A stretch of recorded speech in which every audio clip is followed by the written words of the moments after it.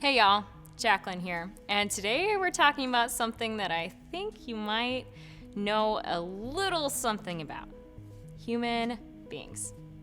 In the first video of the Foundation series, we talked about God, how He loves us and all of humanity. So it kind of makes sense that today we would talk about humanity, human beings. Now, there's a lot that I could say about humans. History of humanity is long and complex. I mean, okay, like if aliens crash landed on this planet and their alien leader was like, Jacqueline, describe humanity in a couple of sentences. Man, I don't think I could do it. But I think you guys could. In fact, I know you could. So let's check out how you answered this question. If I had to describe humans to aliens. If I had to describe humans to aliens. If I would describe humans to aliens. If I had to describe humans to aliens. If I had to describe humans to aliens, I would say that they are gross. Wow. I would say that humans are filled with a lot of love, but that they're very quick to anger. In a short sentence, I would say that they are destructive, hateful, at times evil, and just not usually fun to be around. They are complex and broken and beautiful all in one. I would say that we are a collection of people connected through our shared experiences. Describing humans to an alien. They're a crazy species. Yes, we are. You guys had some great ideas of what humans are all about. The Bible also has a lot to say about humanity. So let's dive into humanity's story at the very first pages of the Bible with help from our friends at Bible Project. Well, let's go to page 1 of the Bible. And the first person we meet there is God.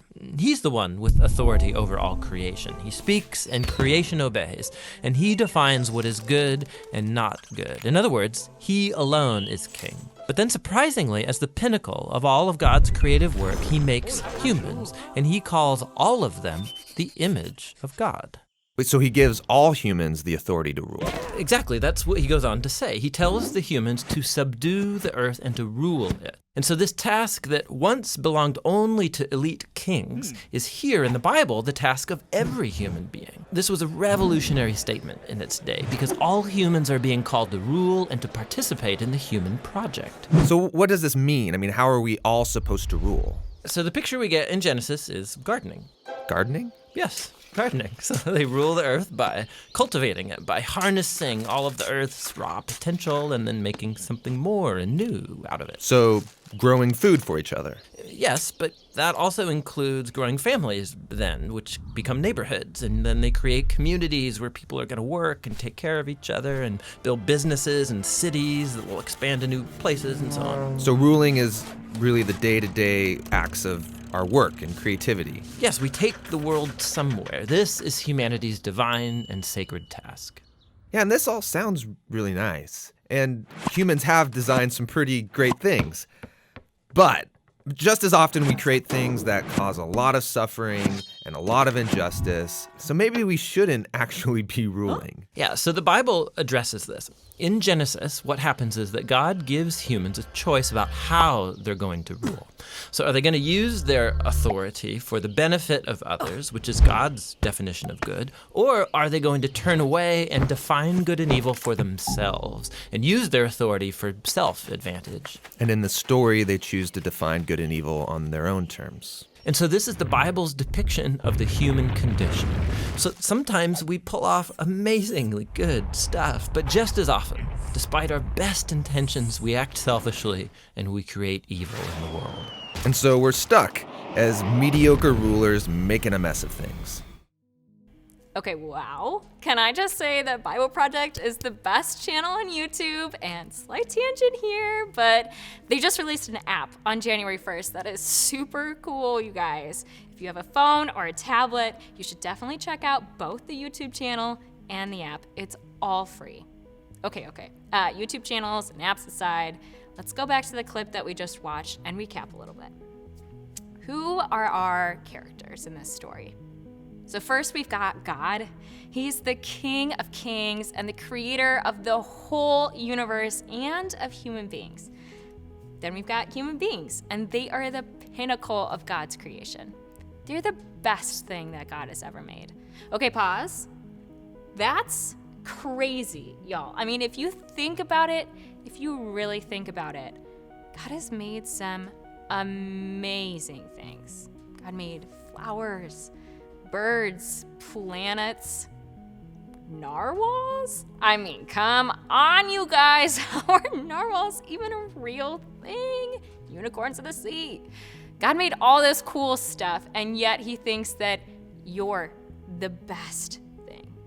Heck, he thinks that I'm the best thing. He thinks that the person sitting next to you is the best thing, and that your teachers at school are the best thing. And he thinks that the one person that you cannot stand to be in the same room with is also the best thing. And that's complicated. Because like the video said, human beings are awesome. We create toilet paper and soccer balls and pizza. But we've also got issues. We create waste, war, can really mess things up sometimes.